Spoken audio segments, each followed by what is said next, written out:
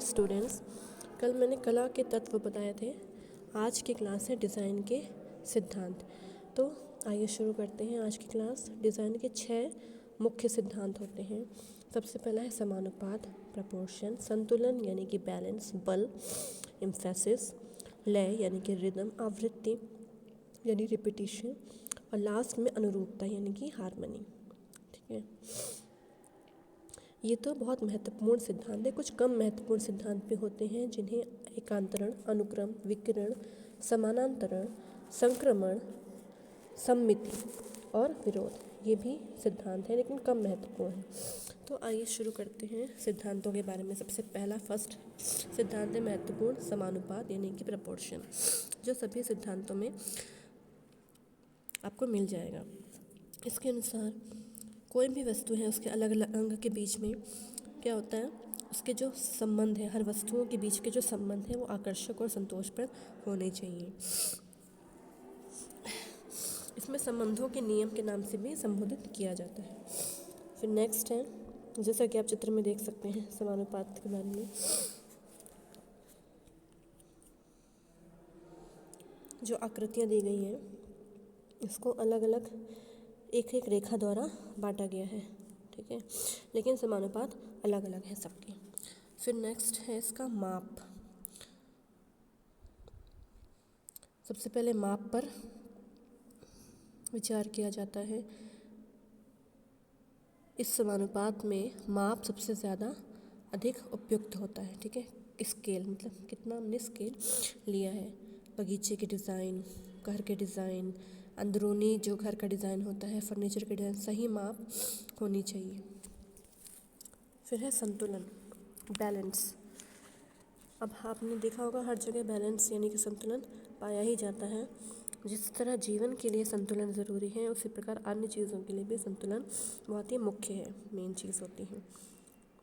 हर व्यक्ति संतुलन को समझ सकता है आसानी से। संतुलन की व्याख्या हम इस तरह से कर सकते हैं, ये आराम या विश्राम है। संतुलन 2 प्रकार के होते हैं, औपचारिक और अनौपचारिक संतुलन।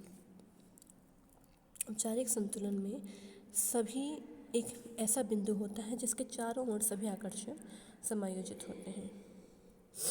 और अनौपचारिक संतुलन वो होता है, इसमें वस्तुओं को इस प्रकार से सजाया जाता है कि बहुत भारी और बड़ी वस्तु केंद्र के पास छोटी होती है और छोटी हल्की वस्तु केंद्र से दूर रखी जाती है।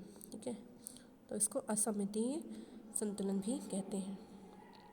फिर है बल यानी कि एम्फेसिस।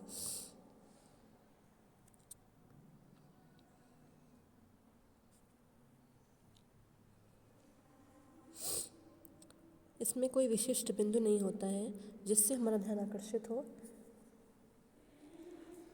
यह वह सिद्धांत होता है जिसके द्वारा हमारा ध्यान सबसे पहले उस कोई भी अगर वस्तु सजाई गई है तो उसके बिंदु के आकर्षित होता है, तो वो उस सिद्धांत को हम बल कहते हैं। ठीक है, इस सिद्धांत का प्रयोग घर सजाते समय अवश्य करना चाहिए।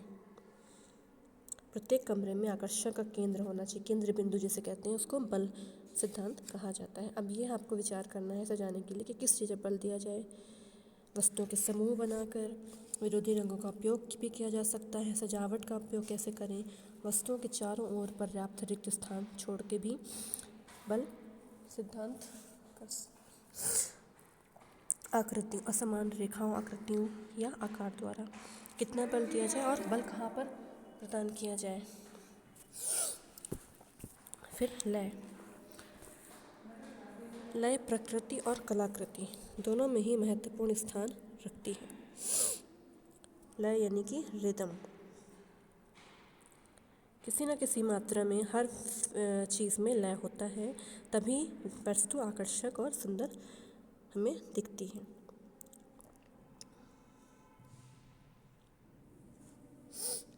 अब नियमित लय होती है, स्वच्छंद लय होती है। ठीक है, नियमित लय सबसे प्राचीन विधि है और सरल विधि है। ठीक है, अनुरूपता उत्पन्न करने के लिए जब किसी भी एक इकाई को बार बार नियमित रूप से उपयोग किया जाता है, प्रयुक्त किया जाता है, तो उसके मध्य एक संबंध जैसा बन जाता है जिसे नियमित लय कहते हैं। इसका उपयोग कहाँ होता है? साज सज्जा में, वस्त्रों की कढ़ाई और छपाई में। फिर स्वच्छंद लय, जिसे कि वेरिएबल रिदम कहते हैं। इसमें विषम अंगों को अनियमित अंतरों के साथ प्रयुक्त करने पर किसी भी स्वच्छंद लय की उत्पत्ति होती है। इस लय में क्या होता है? नेत्र को जब हम नियमित रेखा पर यात्रा करनी पड़ती है, यह तब प्रयोग होता है जब हम ध्यान को अचानक से एक स्थान से दूसरे स्थान की ओर ले जाते हैं, जो हमें बाध्य करती है नेत्र को, वो स्वच्छंद लय होती है। 3 विधियाँ होती हैं इसकी: आकृति की आवृत्ति को द्वारा लय प्राप्त करना, आकार की लगातार वृद्धि द्वारा, और निरंतर लगातार जो रेखा की गति होती है उसके द्वारा लय की प्राप्ति होती है। तो भी ये स्वच्छंद लय स्थापित होती है। फिर आवृत्ति, रिपीटिशन कितना है, अनुरूपता कैसी है, ये सब होता है। तो आज के लिए बस इतना ही।